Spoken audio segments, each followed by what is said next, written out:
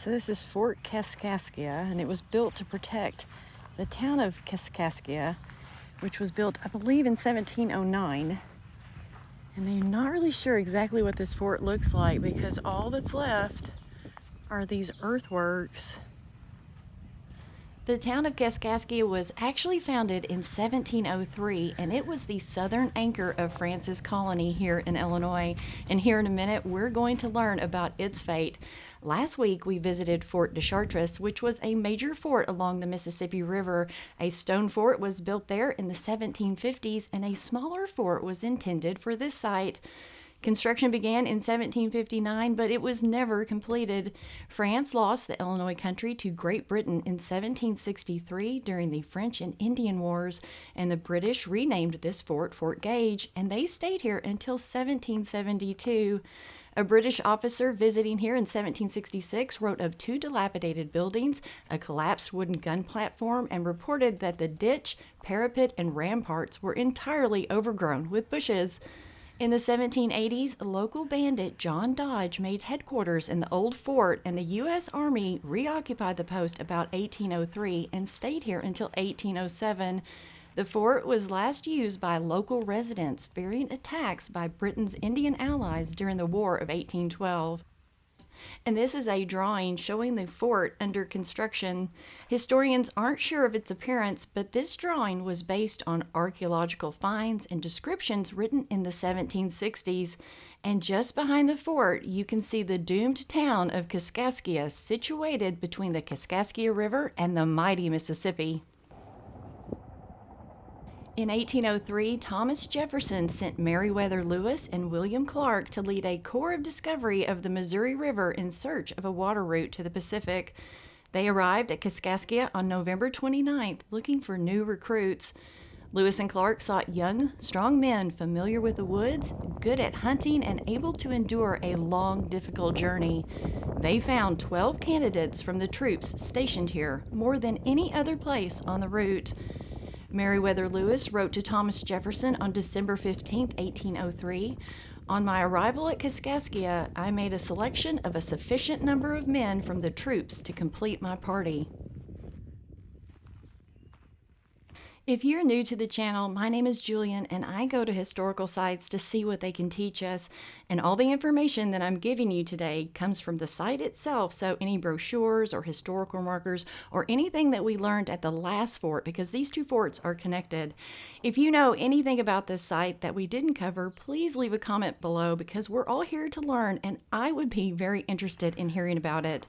If you're enjoying this video, please consider hitting the like button, because that will tell YouTube to push this video out. I would be very grateful, and that way other people can see this incredible site.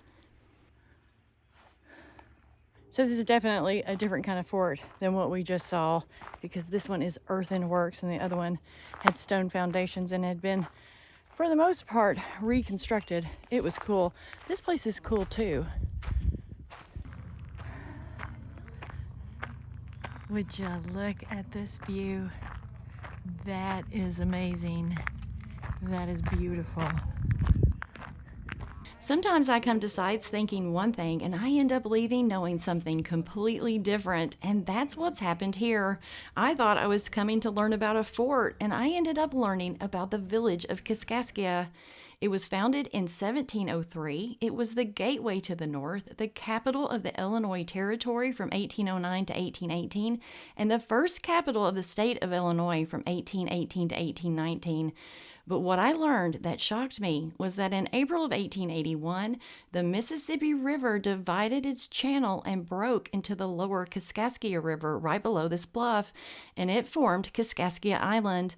Unfortunately, the town of Kaskaskia lay directly in its path, and by 1909, the old village was destroyed. Eventually, nearly all traces of what had been a thriving community on the edge of the western frontier were destroyed.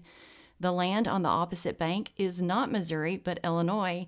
When the Mississippi River changed course, it created that island, and it separated the village of Kaskaskia from the state of Illinois.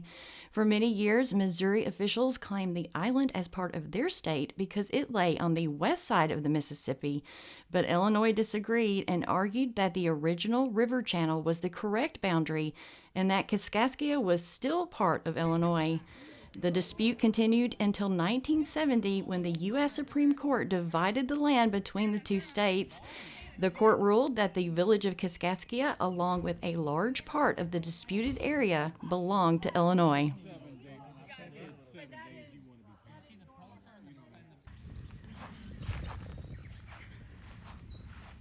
The bodies of early Illinois settlers are buried here in this cemetery. They were moved here from the 3 cemeteries in Kaskaskia Village in the late 1800s. Concerned residents acted to transfer the remains to a safer place. According to one account, 3,800 boxes, some containing entire families, were moved. The cemetery was dedicated in 1891. In 1881, flooding caused the Mississippi to change course and pour into the Kaskaskia River. The village of Kaskaskia was not entirely flooded, but the cutting current would soon destroy it. By 1909, the old village had disappeared. Oh, well, so that's the old cemeteries. Those are the cemeteries that they took the graves and moved them here. Well, how amazing. Look at those, just the little crosses. That's kind of cool. All right, let's go check out some tombstones. It's all on our adventure, you know. We've had quite the adventure today. We've seen 2 forts. We were almost killed by some birds at a shelter, at a rock shelter. And now we have found this, just really cool. I just like tombstones, and some of these are, I mean, they're just crosses. Let's go look at one that's just a cross. This one over here is getting my eye. We can even read them. Oh, very, very kind of crude. I think that says Susanna. I cannot make out that last name.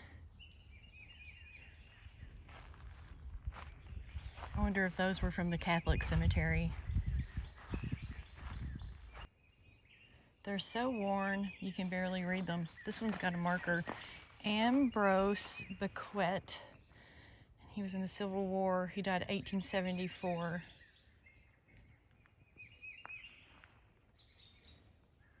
This is a cool cemetery. Yeah, up on a hill. Oh, look, and there's even some over there. It's up on this hill. It's quiet, it's beautiful. Perfect. I tell you what, I have been a bug magnet today. They have been liking to bite me today. So it looks like all different religions from every cemetery in town got moved here. That's an interesting looking tombstone.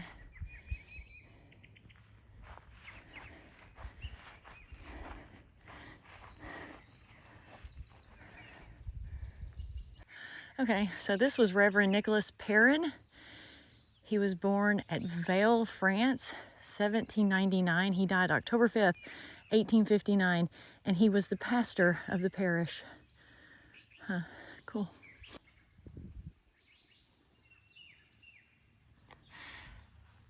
There's a marker up here. It says, those who sleep here were first interned at Kaskaskia and afterwards were moved to this cemetery. They were early pioneers of the Great Mississippi Valley. Okay, you guys, the site just keeps giving and giving. Look what we got here. We have a payphone.